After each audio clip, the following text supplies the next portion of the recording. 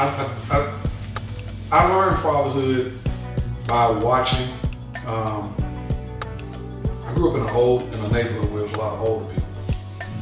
And even though my father didn't show up until later on in my life, I watched what these old men did, you know, how they took care of their houses outside.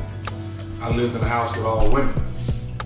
So my biggest thing was do what I see these old men doing, like taking care of the yard and making sure the car is washed.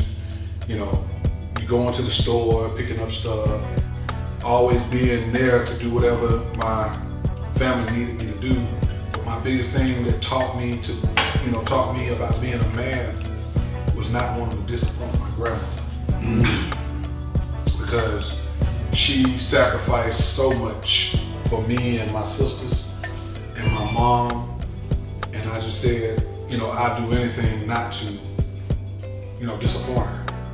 So, you know, I would sit down and make sure that I did what my grandfather used to do. He used to come home from his business down on Auburn Avenue just to watch the news with her. Just at 6 o'clock. He come home make grandparents the way they used to. Then he go back down Auburn Avenue and do what he was doing, working. But for me, I started coming home from school, doing what I had to do, and I go sit down and watch the news every day at 6 o'clock. You know, because that's what he used to do. You know, and I felt like that's what being a man was.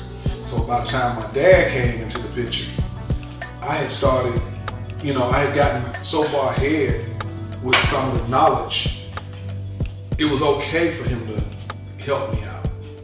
I wasn't upset. I was more so excited about him being around because I got somebody who looks just like me, you know, coming to pick me up and talk to me. And I'm like, you know, that's my dad. How old was this at? I was 17. Okay, so almost done school. Yep. And then, you know, my dad just passed about 3 months ago.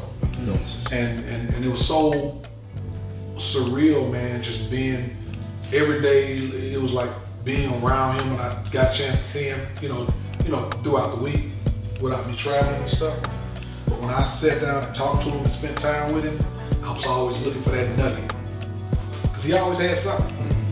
And I was like, man, I missed all this when I was in school. If I'd have known that, then I wouldn't have dated that girl. You know, but I didn't know that. I was going off of what, you know, street talk. Oh yeah, hook up with her. But my dad taught me a lot in my old age, which made me a better father.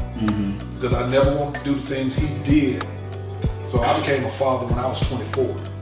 And I didn't want to do things like not be there.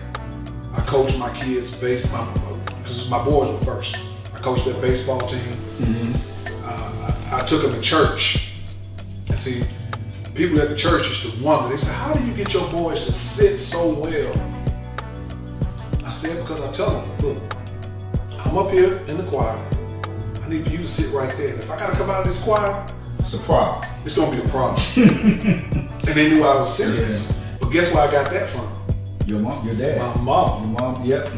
So that combination, like you said earlier, two people, information, it's so good when both parents are present. Even if it's all up here for that child. Yeah. You know, and for me, it was here because my mom had already passed. You know, she passed before my dad passed. So it was like, okay, I still remembered everything. So when I'm talking to my sons, I say, hey, look, y'all sit there. And they sat there.